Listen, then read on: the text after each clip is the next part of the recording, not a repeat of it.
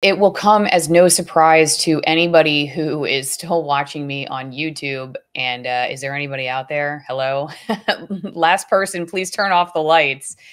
You will know that the weather forecast on my YouTube channel is mostly gloom and doom.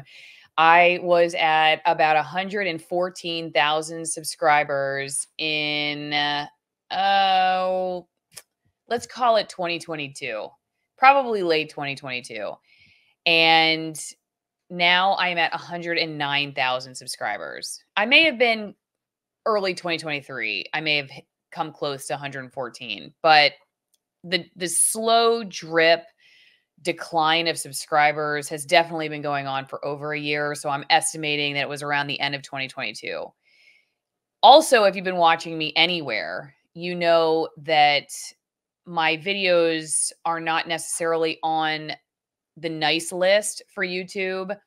I would say my guests and I are very nice when it comes to being respectful as we discuss these topics, but we are on the naughty list when it comes to the topics themselves. And not just the topics themselves, but also the opinions that I share, because I focus on censorship. So when you interview censored people, just by the fact that you're interviewing them about why they're being censored, then you are also censored. And you end up like me, someone who started out with a video in 2020, around September of 2020. I had my first viral video on YouTube, what it was like covering Antifa in Seattle as a broadcast news reporter. I was getting 12,000 new subscribers a day, something like 250,000 views per day for that video. I got 1 million views on that video in 5 days. And then guess what happened to that video? It tanked. And you couldn't even find it if you searched on Google the exact name, the exact title of the video with my name next to it. It would not come up. I was invited on podcasts at that time because people were really intrigued about this ex-TV reporter who had all of a sudden made it on YouTube. And so I was getting invited on channels that focus on how to make it on YouTube. And when I mentioned that I noticed this shadow banning happening, this is before this was colloquial discussion. This was just something we talk about now, but back then it was not a regular thing. I just saw it happening behind the scenes on my own channel, and I knew there was something wrong. It just did not make any sense that my video would be like vertical line up, and then all of a sudden it would just nosedive down. That's not an organic turn of the faucet, right? So I knew that there were manipulations behind the scenes at the time, but it's taken me years to really see these manipulations for myself and how it works and who is really behind it. And that's what I'm going to be talking about in this video today. More than ever, send me some mail, because your comments on YouTube definitely get shadow banned. I don't know why. I'm actually going to do a separate video about the hiding of comments in the comment section. I don't know how that works. But if you actually still have pen and paper, please send me some mail, 3355, P.O. Box 3355, Denellen, Florida, 34432. I get lots of wonderful cards from people, notes of encouragement. I have not gotten a winning lottery ticket yet, but I have gotten some really generous donations. And I want to say thank you to everybody who sent donations for the show.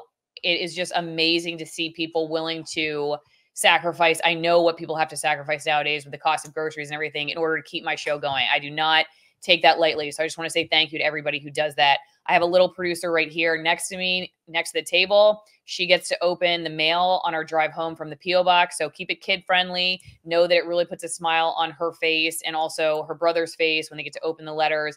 We work on thank you cards for everybody. So we take our time with them. We get artwork together. So we're working on the artwork right now. We got a couple out in the mail yesterday. So be patient. You will get your artwork. We're trying to get it to everybody. Let me know if you did not get any artwork, and I'll make sure to get you some if somehow got lost in the mail or something. Okay. Hope to see everybody in the P.O. Box. AlisonWinePromo.com. It's a great way to support the work with great wine. Okay. I got a Chilean wine. Loma Larga is It's the Spanish name for long hill, characteristic slope of our estate in Casablanca Valley. This unique natural barrier protects the vineyard from the cold southerly breezes, increasing temperatures differences between warm days and cool nights. The high quality wine you are about to experience is produced in limited qualities. And that's true of all the wines. They are from very interesting, it's going to fall off and break if I put it back. They're from very interesting terrains, which all affect the flavor of the different wines. They come from very remote places. There's fewer pesticides in the regions. The grapes are working very hard for your palate because they're usually in extreme conditions. We've opened it up from Argentina. Like I said, that was from Chile. We've got Italy and Spain and France, I think, on top of it. It's just a great way to get a great bottle of wine for whatever gift you want to give. You'll never be empty-handed at a cocktail party. And you can say that it supports free speech, and it does not support the Global Alliance for Responsible Media. I want to take you over to something I just heard about because I was watching a congressional testimony yesterday about the Global Alliance for Responsible Media. I had not heard about this. I had heard about the Trusted News Initiative, but I had not heard about the Global Alliance for Responsible Media. And people just talk about this as GARM. That's what people say, GARM. It's just how people reference it. Everybody knows what it is except me. Global Alliance for Responsible Media is exactly what you're probably thinking it is. It's global. It's an alliance. And that term responsible should really set off a little bit of an alarm because, as we all know, responsible does not mean what you think it means. And remember Princess Bride? I've got a little puppeteer behind me. So I'm going to go to video. Remember that Princess Bride? You keep saying that. I don't think it means what you think it means. And he's saying inconceivable. That's what responsible means, because it doesn't really mean responsible. As many of us know, responsible just means what we want you to hear. So listen to this guy from Unilever talk real fast about, he's talking about how they want to spend their money. Unilever, obviously one of the biggest global brands. Listen to him. Our policies require our advertisement to be truthful, accurate, and transparent. In 2018, we adopted a responsible framework specifically for digital advertising, focusing on advertising towards responsible platforms, responsible content, and responsible infrastructure. We have a dedicated team of professionals who are constantly examining the advertising marketplace, working with platforms, selecting the platforms that meet our business needs.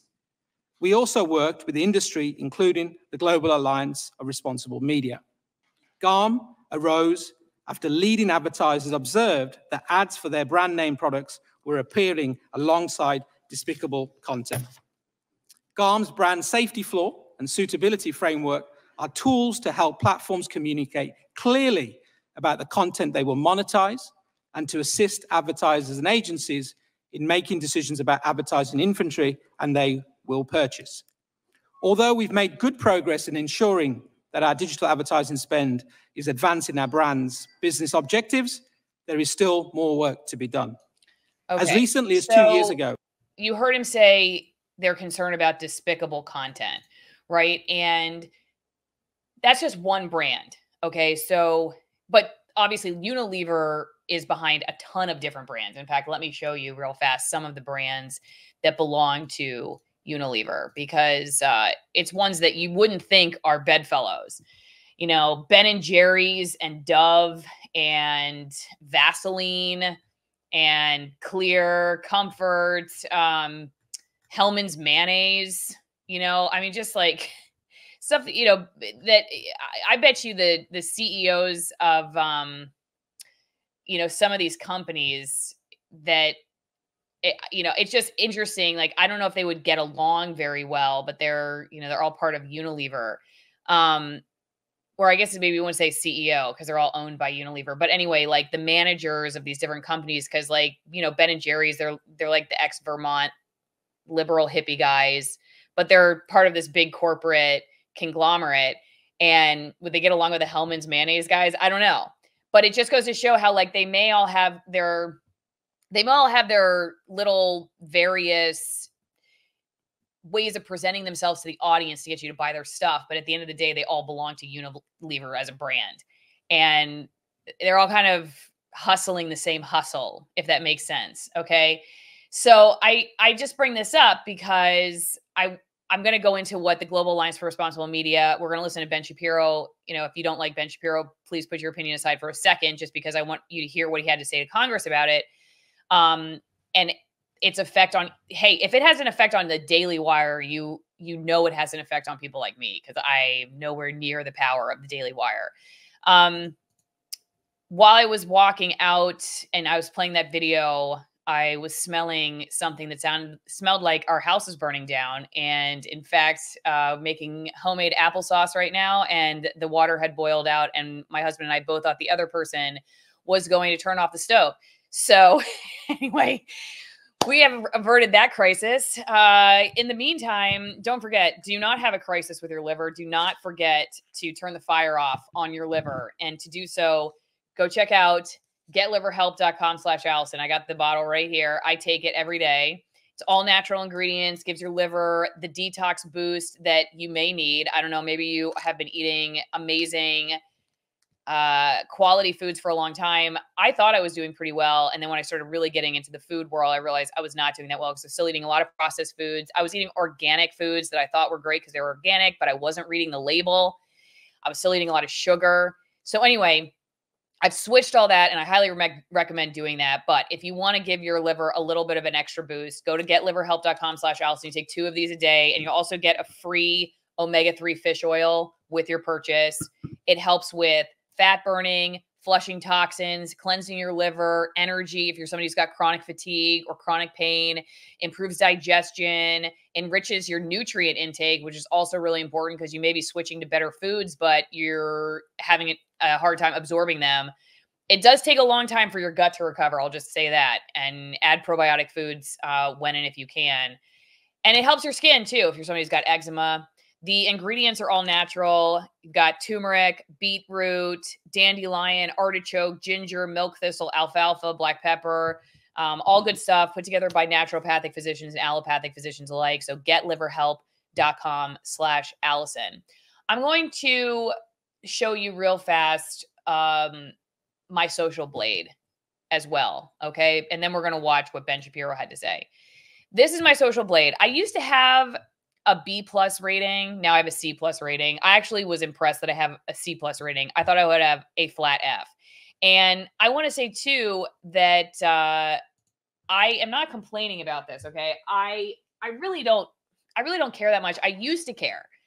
I'd be lying if I said I didn't care, but I mean, just to show you how little I care. This is my YouTube silver plaque award. Okay. You know how you get those silver play buttons when you hit 100,000 subscribers? I got this, I think, in 2021. I have not opened it yet. I still have not opened my 2021, 100,000 subscriber award, because I don't care. And I don't have time. I have, however, thought about taking the opportunity to open it when I go below 100,000 subscribers, because that would be really funny and somewhat ironic to do it then. So I'll do the unboxing for my 100,000 subscriber award when I have 99,000 subscribers. So it will make no sense. But I'm just trying to think of how to celebrate, because I will be at 99,000 probably within the next year if the tanking of my subscribers continues to go in that direction. Okay, so my social blade here, you'll see if you go down to monthly gain videos. Now, they're only going back down to 21. But if you went to 2020, I mean, you'd see it like way up here. You'd say it would be way up here, because 2020 was a great year for me at the end. And then 2021 wasn't bad until basically like the middle of the year, when I started to turn towards censorship hard, really took a hard turn towards censorship. And I was interviewing people like Dr. Aaron Kheriaty, who, I had that infamous video that ended up in the Missouri Biden case that was ripped offline by YouTube, where we were talking about natural immunity. So, this is nothing compared to where I was. But then, look at this. Look at on the right side. I mean, it's just not, I never get these little peaks anymore. And it's just a consistent, nothing. I mean, Look, this is lost 1,000 subscribers. 0 subscribers, 0 subscribers, 0 subscribers, 0 subscribers, 0 subscribers, lost 1,000 subscribers, 0 subscribers. So, because this is the monthly gain subscribers. So, like, I'm either getting like nothing. Now, every once in a while, like, okay, I got 2,000 more subscribers in October 2022, and I got 1,000 more subscribers in October 2023. I think that was when Matt Taibbi wrote an article about me. And so he pushed out my channel, and I got a lot of new views because of that. But if I don't have somebody push out my material, then I don't get anything. I don't get anything. No, sorry, I do get something. I get slapped across the room by YouTube, and I just keep losing subscribers. And I can't really figure out exactly how that works. You know, in the technical way, this is my guess. I'll show you my channel again. My guess is that because my videos are not shown to people in recommended lists, which I hear from people all the time, I never get your videos, I never get your videos. Then if you haven't been watching in a while, YouTube unsubscribes you. Because I also hear that from people that they'll come back to see what I've been up to, and they'll notice they were unsubscribed when they didn't do it themselves. My guess is that if you have gone dark on a particular channel as a viewer, YouTube somehow unsubscribes you because you haven't been watching the stuff. Now, it's a self-fulfilling prophecy for people like me, because if you're not watching my stuff because they're not showing you my stuff, then they can just say, oh, just a natural thing. You know, people were unsubscribed because they're not watching you. You're not popular. But, you know, YouTube obviously plays a huge role in what's popular and not popular, because they decide what's going to be in the recommended list. And there's only limited space there. So it's, you know, and hey, it could be that, you know, it could be that my videos are just terrible, and that, you know, we just need to do a better job as a production team with a 4-year-old and 2-year-old producer. And perhaps that's the case, but I just doubt it. I highly doubt it. Over at AlisonMorrow.locals.com, or you can be on my editorial board for $5 a month, which is a great way to support the show. Got a lot of questions coming in and comments. Did you have a fire blanket? I don't think we have a fire blanket here, but okay. Yeah. Responsible, despicable, both require moral judgment on someone's part. What are the chances you have voted for said judge? Interesting. I don't know what the voted parts, but yeah, it's a moral judgment. It is. It's just it's a subjective view on whatever that means. Anyway, I think this really nails it. They love us so much from DMSR. They love us so much. They want to protect us from anything that is not their story. Okay. And that's very true. So let's, on that note, I'm going to show you the beginning of Ben Shapiro's testimony before Congress, and we will talk about it as it goes. Okay. So give me a second. Let me just cue it up here, and let's play this. Let me know if you can't hear it. Okay. Here we go. Oh, it took me all the way back. Hang on. I got to go back to where he starts. Okay, that's the Unilever guy. Right. I appreciate the kind words about our business. It's very kind of you. And also, I assume that we'd be doing a lot better without the institutional obstacles that I'm about to discuss.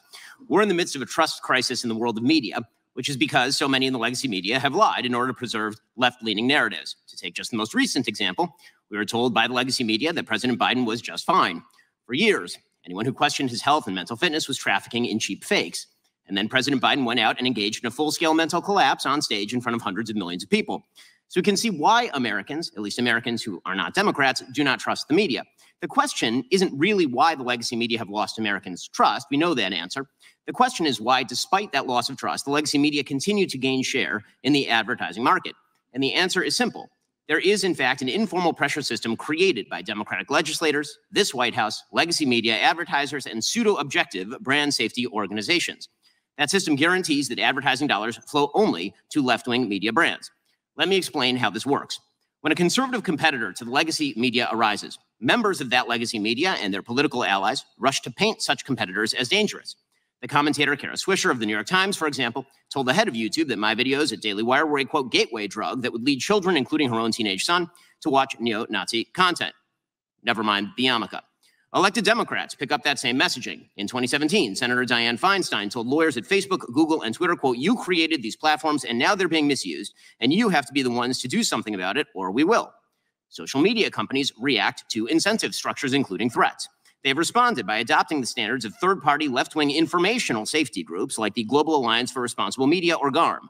GARM purportedly sets brand safety standards, objective standards by which advertisers and platforms can supposedly determine just what sort of content ought to be deemed safe for advertising. Okay, I just want to flag this real fast because I showed you what Unilever's guy said earlier, and he talks about how Unilever is the one who decides who or what gets its money. But what Ben Shapiro is saying about GARM is that actually they set the terms for what's acceptable. And while Unilever may say that they're independent, no one's forcing them, the reality is I think we all have to ask ourselves whether they would go against, if they're part of the alliance, which they've talked about. He talks about being a part of the Global Alliance for Responsible Media, that Unilever guy did. Whether it would behoove them to go against what the Global Alliance for Responsible Media says they should do when they're setting standards about advertising dollars. And yeah, I mean, I guess I would agree that, like, in a sense, you know, they're not worried that anyone's going to go to jail if they go against GARM. But if you have this cabal, basically, that has said, these are the safe terms by which to spend your money for advertising, and you go against that, I mean, what kind of social ostracization or financial repercussions are you going to be facing? I just think, you know, for someone to say, like, hey, we're independent, we make our own decisions. I mean, it's like me going back to my old TV days. In a sense, yeah, I was not going to be like charged with a crime, and I could speak up about something if I wanted to.